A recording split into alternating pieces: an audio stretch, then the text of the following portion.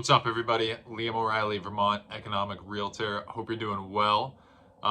So on a video that I recently made talking about how Vermont or not Vermont, just Burlington and South Burlington are the third hottest housing market in the country, is the third hottest housing market in the country.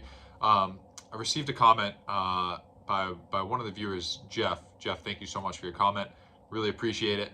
But he said that I might not be taking into account the downside risks that the market has. And he brought up a couple of points that I wanted to talk about and just explore where the downside risks are and what factors could lead to a housing market crash, a decline in prices around Burlington and Chittenden County. So really quickly, if you go back through and you take a look at his comment, it's there are 3 points there. So the first point is that demand was artificially high with the low rates. The second point was that a lot of people were fantasizing about Vermont. There's this huge influx of people that, Vermont is kind of this picturesque place.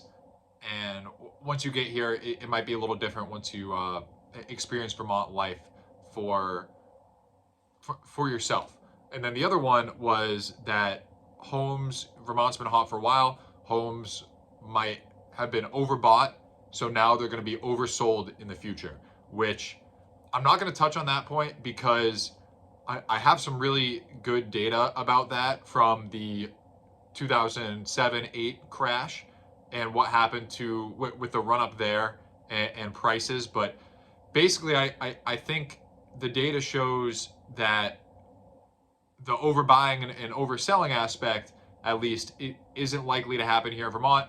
At least it didn't happen in 2007, 2008, and the data is almost the same. The median home price increase is basically the same as we've seen over the past 3 years. So we can look at that data and see what the decline was and look at those stats. I'm getting a new camera at the end of next week, and I'm going to try to put those charts onto the screen in the video so we can look at them together, and I can show you a few different things with the charts, and we can talk about that. So I'm not going to talk about the overbuying right now in this video, but the demand was artificially high. Let's start there. Artificially high because of these low rates. I think that's absolutely true. That's fair. The rates were so low that, as I mentioned in these previous videos, buyers had more buying power based on the income that they had. So they could afford a home that is way more expensive than a home that they could afford now with a 6% rate, which is the most recent that I saw when I checked this afternoon on NEFQ's website. So I think that's completely fair, and I think that's something that we're seeing right now.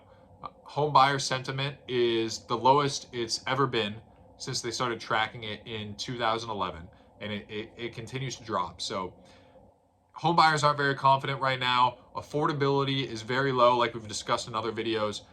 Buyer demand is being crushed and is crushed right now in general. Now, the other point, people fantasizing about Vermont, people wanting to move here, and then it doesn't live up to their expectations. I think that's completely fair as well. And I think that's inevitable. There's going to be at least some portion of the people that moved here from out of state with some ideal of Vermont. It's not going to be their cup of tea. Vermont doesn't have as many amenities as some of these other states have. Like the first one that I think of is we don't have Topgolf. We don't have Dave and Buster's. We don't have these chains or these big corporations or amenities that some larger cities have. So I think some people, that's one thing that they might not like about Vermont, or they might come here and there's not enough people for them. I mean, there's a million reasons, and those people, they're probably going to move. They're going to move, and it's inevitable that they're going to move, and they'll probably take below market value for their home because they want to get out of Vermont. They're not happy. You only have so much time to live. If you're not happy, you're going to move. You're going to take a little price cut. But, again, it's not, I don't think it'll be enough to, I mean, unless they bought this year or they bought, they overpaid in 2021. There's still, like we mentioned many times, 75% of Vermont mortgage holders have more than 50% equity in their home. So a lot of these buyers, or a lot of the people who bought within the past 4 years, or even 2020, 2021, even 2022, a lot of the buyers were still cash. They were putting hefty down payments down on their properties. They were well positioned financially. So even if they take a loss and it affects their net worth financially, if they really want to move, they can move, and they won't have to foreclose. They won't have to short sale their home. So what I think the biggest risk is to the Vermont housing market, and this is something I mentioned in my reply to Jeff in those comments, is the remote workers. So many Vermonters work remotely. I mean, there's a lot that don't work remotely. Obviously, I don't work remotely. I'm here at the office right now, but a lot of my buyers coming from out of state are buyers that have remote jobs that can be flexible. Their jobs don't require them to come into the office, so they want to get away. They want to move to where they want to live, which is Vermont. Now, if we have some sort of recession or some major economic depression, and companies, or even without a recession or depression, if companies start requiring these remote workers to come back to the office, or these remote workers get laid off and they're forced to find a job that isn't remote, Vermont doesn't have the most diverse business economy. There's not, with all these, if all these remote workers get laid off, there's not jobs around Vermont that they can get hired at and go work in an office. I mean, there's some jobs, but there's just not as many as places like Boston or New York City, Seattle, LA, these major cities that have major businesses there. So if that happens, those people who need work, they're going to have to sell. And when they have to sell, not only will they have to sell, but people who had remote jobs that wanted to move into Vermont, if the amount of remote work goes away, those people aren't going to be coming in, and we're not going to have that same influx that we've seen over the past few years. I mean, it's been significant, the amount of people who work remotely and move to Vermont because they can. So if remote work stops and remote work dies out for whatever reason, I think that is personally the biggest risk in the Vermont economy that could cause a significant decline in housing prices. We're not seeing it yet.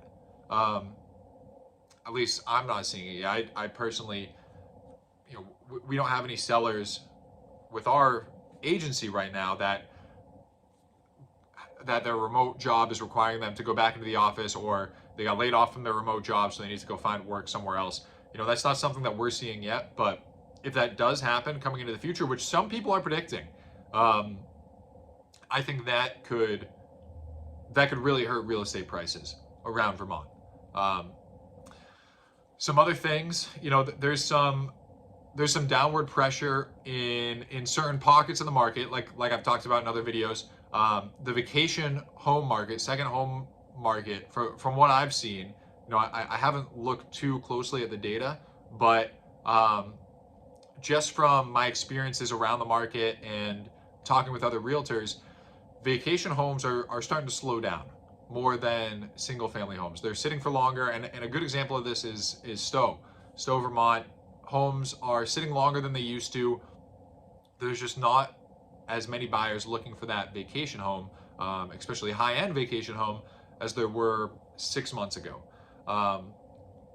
We're seeing certain pockets of Burlington. I've talked about this in other videos. I think the higher end Burlington market, it's been, it was a little bit slower throughout all of 2022, when homes were getting multiple offers, going way above asking price. A solid home in Burlington in that $7 to $1 million price range, or even more, might not get multiple offers, might just get one offer and sell for around list price. And there's a handful of factors in that, I mean, a lot of people in that $700,000, $800,000, $900,000 price range, they might have kids. They're looking to move up from their first home, roll that equity into a separate home, and their kids are probably older. And Burlington doesn't have a high school right now.